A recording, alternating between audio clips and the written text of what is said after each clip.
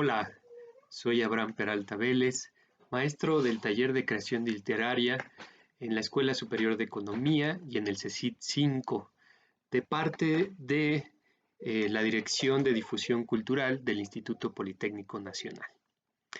Esta vez quiero platicarles sobre un cuento de carácter fantástico, linda en lo fantástico, eh, que se titula La señorita Julia, de la escritora mexicana Amparo Dávila.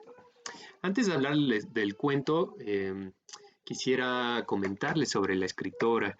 Ella nació en Zacatecas a principios del siglo XX y se le considera que participa de la generación de medio siglo, de escritores de medio siglo en México. Y podría decir yo que es una de las grandes escritoras mexicanas del siglo XX, ¿sí? Junto con Rosario Castellanos, eh, junto con Nelly Campobello, ¿no? Y otras. Es de las, digamos, fundadoras o de las grandes escritoras del siglo XX mexicano. Ella, la mayoría de sus cuentos, la mayoría de su narrativa, tiene un carácter de lo fantástico. Es considerada como una escritora eh, que ahonda sobre este género, sobre el cuento fantástico, con muchísimos matices y principalmente diría yo que explora la psicología eh, del, la psicología de los personajes en cuanto a las sensaciones o a las emociones de miedo, de inseguridad, de horror y de delirio de persecución, como veremos hoy. Y bueno, los invito a que lean la mayoría de sus cuentos, los van a disfrutar mucho. Y el día de hoy, como les decía, vamos a ver el cuento La señorita Julia. En él, en este cuento, que en este cuento se cumple lo que Horacio Quiroga en su decálogo del perfecto cuentista enuncia como el número 5, que dice que toda historia debe plantear casi su desenlace desde el principio. Desde las primeras 3 líneas debe estar planteado claro, de manera oculta, de manera intrigante, el desarrollo de la historia. Este cuento, La señorita Julia, cumple con esta regla clásica de los grandes cuentistas, ¿no? Que en en las primeras 3 líneas o en el primer párrafo ya se está intrigando al lector y ya se está anunciando de manera oculta el desarrollo de la historia. Este es, diría yo, es un consejo que nos da Horacio Quiroga para los que queremos escribir cuento o también para los que queremos interpretar y hacer análisis narrativo, nos sirve muy bien. Siempre hay que estar muy atentos de las señales que nos dan los escritores en las primeras líneas de un cuento. Bueno, como ejemplo, bueno, antes de darles el ejemplo, también quería decirles que este cuento pertenece también a una tradición de cuentos de oficina, ¿sí? A mí me recordó al Mr. Bertleby de Herman Melville, que es un gran cuento de oficinas, quizá de lo mejor o el mejor cuento de personajes de oficina, donde está la frase clásica de preferiría no hacerlo. También quien tiene cuentos de este tipo es Franz Kafka, ¿no? De personajes de oficina aterrados por una vida oprimida por la burocracia, por el tiempo o la vida laboral moderna, ¿no? Eh, diría yo por la burocratización del ser. Perdónenme el trabalenguas.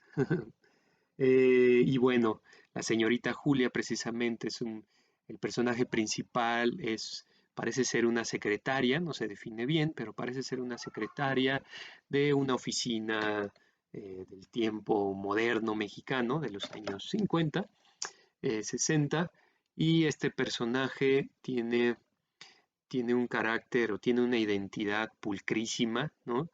Es muy correcta en su ser y y en su apariencia también, es muy pulcra. em, y llega un momento en donde desde el principio se anuncia eso, hay un acontecimiento insólito que la saca de esta pulcritud del ser y la empieza pues a desquiciar, a romper, empieza a romper este rostro que ella tiene creado sobre sí misma. Digamos, yo diría que a partir eh, de las imposiciones, casi diría yo, patriarcales de la época, en cuanto que una secretaria tenía que ser pulcra en todo sentido, en su ser, en su manera de actuar, en su manera de hablar, ¿no? Tenía que comportarse debidamente y parece que en este cuento el personaje rompe con eso, ya no puede más y a partir de esta imposición de la identidad ella empieza por dentro, empieza en realidad a sufrir demasiado, ¿no? Y esto se empieza a revelar en el delirio de persecución. Les voy a leer las primeras líneas. Dice, la señorita Julia, como la llamaban sus compañeros de oficina, llevaba más de un mes sin dormir, lo cual empezaba a dejarle huellas. Como vemos ahí, ya anuncia el espacio de donde participa este personaje. Como les decía, es un espacio de oficina. Y vemos también que ya es un narrador en tercera persona, un narrador omnisciente que empieza a describir los espacios y las acciones de los personajes. Empieza también eh, pues a anunciar el insomnio de este personaje, que será el causante, bueno, uno de los causantes psicológicos del quiebre, eh, del mismo personaje. Continúo. Las mejillas habían perdido aquel tono rosado que Julia conservaba, a pesar de los años, como resultado de una vida sana, metódica y tranquila. Yo diría que esto pareciera parte del perfil profesional de una secretaria de oficina de entonces, ¿no? Tenía grandes y profundas ojeras y la ropa se le notaba floja. Y sus compañeros habían observado, con bastante alarma, que la memoria de la señorita Julia no era como antes. Olvidaba cosas, sufría frecuentes distracciones y lo que más le preocupaba era verla sentada ante su escritorio, cabeceando, a punto casi de quedarse dormida. Ella que siempre estaba fresca y activa. Su trabajo había sido hasta entonces eficiente y digno de todo elogio. En las oficinas empezaron a hacer conjeturas. El chisme de oficinas. Les resultaba inexplicable aquel cambio. La señorita Julia era una de esas muchachas de conducta intachable y todos lo sabían. Su vida podía tomarse como ejemplo de moderación y rectitud, desde que sus hermanas menores se habían casado. Julia vivía sola en la casa que los padres les habían dejado al morir.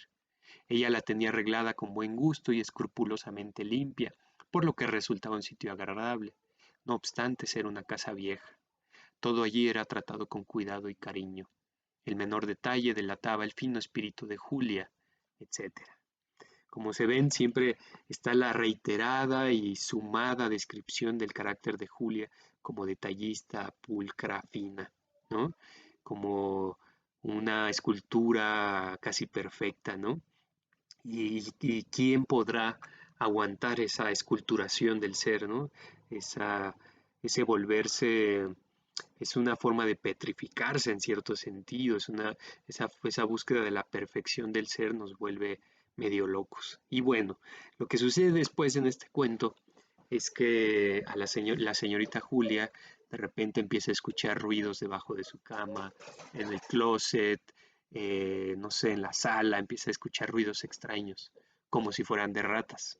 Ella efectivamente cree que son ratas y se pone a buscar por toda la casa, compra infinidad de venenos de ratas para poder tapar ese ruido que no la deja, principalmente no la deja dormir, aunque todo el día no la deja en paz y la empieza a volver loca, empieza a romper esta psicología del ser perfecto, y la empieza a convertir en un ser extraño para sí mismo y para los demás, como decía. Y bueno, quería platicarles un poco nada más para dejarlos con con este delirante sabor de boca para que ustedes puedan ir y leer el cuento La señorita Julia, donde sabrán un desenlace, la verdad que es muy sorpresivo, qué es lo que sucede, porque además antes de ese desenlace de decirles que ella empieza hasta a perder la promesa de matrimonio, empieza a perderse a sí misma, empieza casi a perder el trabajo y sucede un desenlace que no esperamos, un desenlace muy raro que me gustaría que ustedes descubrieran en este cuento extraordinario, diría yo, y bien hecho de Amparo Dávila titulado La señorita Julia. Y pues nada, nos vemos hasta la siguiente videocápsula. Un gusto estar con ustedes como siempre. Hasta luego.